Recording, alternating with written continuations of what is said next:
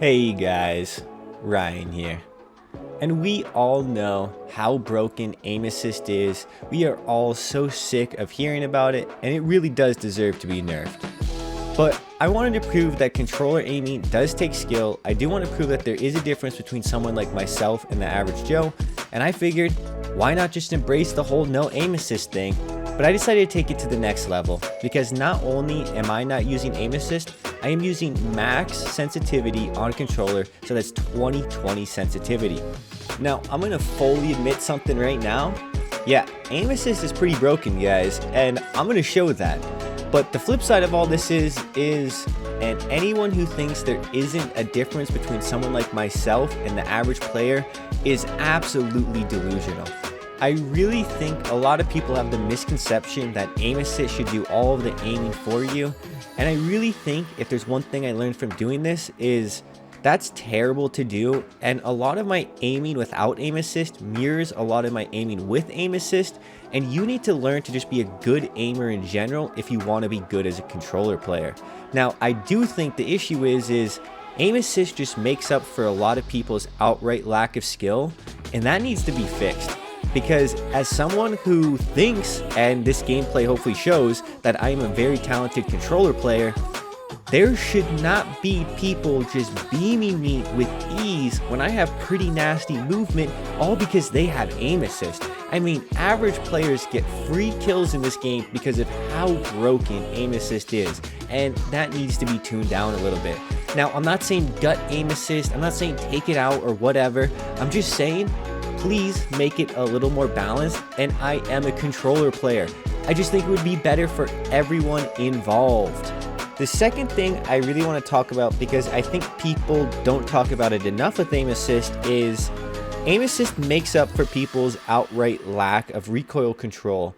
And I found myself having to use much different guns without aim assist than what I was using with aim assist. For example, right now, the Ram 7 is pretty much the meta AR, not really, but I play a lot of Rebirth and it's absolutely dominant there. And obviously, you know, the LMGs like the TAC Eradicator are really good on Battle Royale.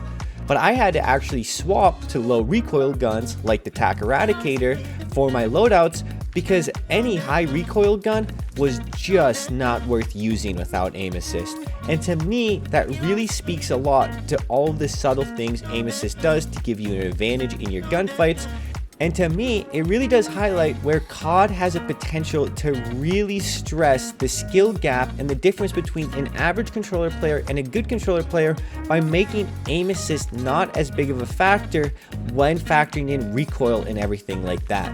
Because with recoil, sometimes like a gun like the Ram 7 that bounces everywhere, it will just glue in and lock onto someone, and that's super annoying when you're a good mouse and keyboard player, or you know, someone like myself running around like no aim assist like a dingus, and you just get absolutely locked on and the person doesn't experience any issues with recoil when you know they don't have the talent to control that recoil. Now, I do have to say, I did pick and choose a lot of clips here, guys, because there are times where I struggled, and I'm not afraid to admit that. This is a little highlight section, and I plan on doing a whole no aim assist stream to show you the difference and to show you all the times I just absolutely whiff. But all of these kills, all of this is done 20/20 sensitivity, no aim assist, and a lot of people are going to now ask, what is your ADS multiplier? So for this second clip that you're watching right now, it was 0.7. But for all the other clips, it was 0.8. I think 0.7 is that nice sweet spot for myself, and it did feel a lot better and a lot easier to track. And I did notice that a lot of bigger streamers who've done the whole 20/20 sensitivity thing have oftentimes dropped their ADS sense multiplier to like 0.5 and whatnot, and that almost defeats the purpose. I mean, not really, because it's a little asinine to be playing with 0.8 20/20 sensitivity, no aim assist in general. But it is part of what I'm doing and just how I decided to do it. Now, I will say, guys, like that last gunfight you saw there, I'm not saying I would have won it with aim assist, but when you jump shot and drop shot, when I first, because this is one of my very first games with no aim assist, it took me a little bit to adjust to how aiming worked when you jump shot and drop shot, and that was a prime example. So when I would drop shot, my aim Because this is one thing a lot of people don't realize is aim assist allows you to just have better movement because your aim will be stickier. And without aim assist, whenever a jump shot and drop shot, it would take a lot more skill to readjust and actually get on target. And obviously, as I played more and more, I got more used to it and I got better at it, but it was something I noticed almost immediately. Now, after I finish this next little clip right here, and you just saw it, I am now going to play gameplay with me using aim assist to show you the difference in how broken it truly is. Now, the gunfights look similar, but they're just so different. It's absolutely unreal. I think one of the toughest parts about this whole debate is truly what should they do. Now, I have my opinions, and I think it's pretty simple, but I understand why it's tough from a developer's point of view. I think nerfing rotational aim assist, which is the broken type of aim assist, would be a massive step forward, and they only need to do it by X amount of percent. I'm not saying gut it, but I do think a 20 to 30% nerf, now that does seem heavy. And the reason I'm using numbers like that is because of Apex. So if you don't know, is Apex Legends on console will have a 1.0 aim assist multiplier, and that means it's pretty much as strong as it's going to get. But on PC, you only get 0.6 aim assist multiplier, or maybe it's even 0.4. But the point is they actually will make aim assist less intense on PC to account for the differences in FPS and all of those little things.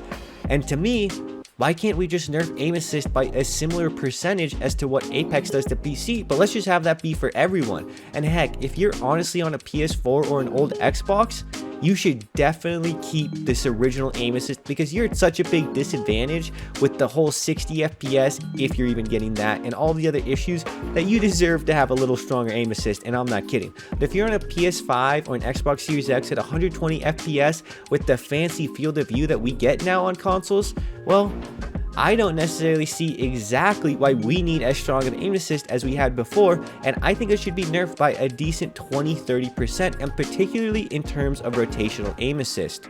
Now, there is one last thing I think I learned from doing this that might be pretty controversial, and I think a lot of people should maybe start considering higher sensitivities than they're used to and start focusing on actually controlling your aim. Now, the reason I bring this up is because I've noticed how much better I've been playing after I've done this whole no aim assist thing while playing with aim assist. And a big part of it is I am just so much more accurate now. My tracking is so much better. My aim is so much more on point. And I think people over rely on aim assist. And I hear so many people say, don't use high sensitivity because it's going to ruin your aim assist and yada, yada, yada. And I think that's the problem, guys. I think a lot of people are teaching people to aim by relying on aim assist and not by learning how to actually aim. I really think we should start embracing more mouse and keyboard type aiming fundamentals on controller, and we should stop focusing so much on aim assist, especially in regards to sensitivity. Now, I do say this while my last video was an aim assist video, or I guess it was 2 videos ago, so I am completely aware of the hypocrisy, but I really do think that we should look at changes for aim assist, and maybe we need to reevaluate what it means to be a good controller player. It's been Ryan. I hope you have a good day. Peace.